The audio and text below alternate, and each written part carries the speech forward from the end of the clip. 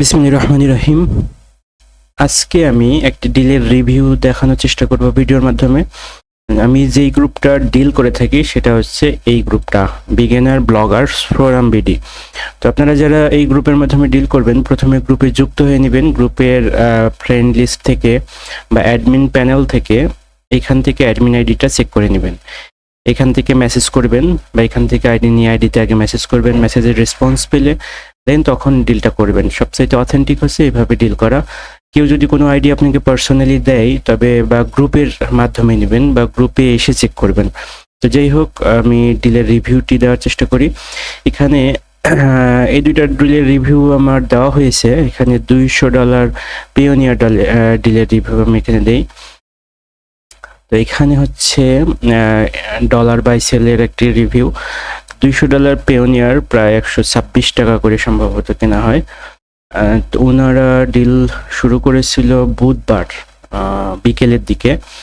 তো বিকেলের দিকে টাকা কিসে দেবেন? ব্যাংকে। কোন ব্যাংক? ব্র্যাক ব্যাংক থেকে সেন্ড করব বলছে। আমি এখানে যেহেতু ডলার বাই সেল ডিলের চার্জটা একটু কম রেখে ইসলামী ব্যাংক দিয়েছি। ব্যাংক উনি ইসলামী ব্যাংকে ব্র্যাক ব্যাংক থেকে সেন্ড করেছে টাকাটা। 28 মে ডিলটা ছিল। 28 মে প্রায় সকাল 10টার দিকে হবে এবং টাকাটা সেন্ড করার পরে 25,400 টাকা সেন্ড করছে, যেটা $200 ডিল। আমি রিসিভ করে ডিলটা শুরু করতে বলেছি এখানে। পরবর্তীতে ওনারা ডিলের আপডেট আমি একদিন পরে বা 2 দিন পরে বুধবার বৃহস্পতিবার রাত্রের দিকে জানতে চাই যে ডিলের আপডেট কি। তো উনি কোনো কিছু বলে না। তো লাস্ট পর্যায়ে যিনি ডলার সেল করবে উনি একটি মেসেজ দেয় যে সরি ভাই, আমার পেওনিয়ার অ্যাকাউন্টে প্রবলেম, এটা সলভ হচ্ছে না, কাইন্ডলি টাকাটা রিটার্ন করে দেন।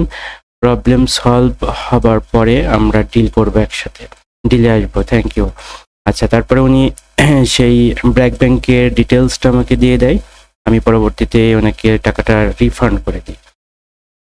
কিছু 50%-এর মতো কিছু চার্জ রেখে রিফান্ড করে দিই। ও ভাই ডিল থেকে লিভ নেই, আমিও ডিল থেকে লিভ নেই।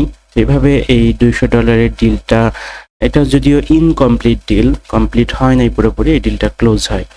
তো এই ছিল এই পেওনিয়ার অ্যাকাউন্ট বা পেওনিয়ার ডলারের ডিলের রিভিউ। এখানে ডিটেলস সহ দেওয়া আছে। আর কখনো কোনো ডিল করতে গেলে অবশ্যই অ্যাডমিন আইডির সাথে পার্সোনালি মেসেজ করবেন।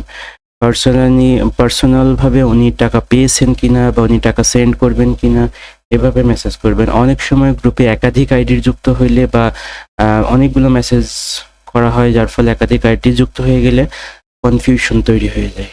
তো এভাবে ডিল করলে আমার মনে হয় ডিলের মাধ্যমে লেনদেনটা অথেন্টিক হয় এবং সমস্যা তৈরি কম হয় বা প্রতারণার শিকার কম হতে হয়। ধন্যবাদ ভিডিওটি দেখার জন্য। আসসালামু আলাইকুম।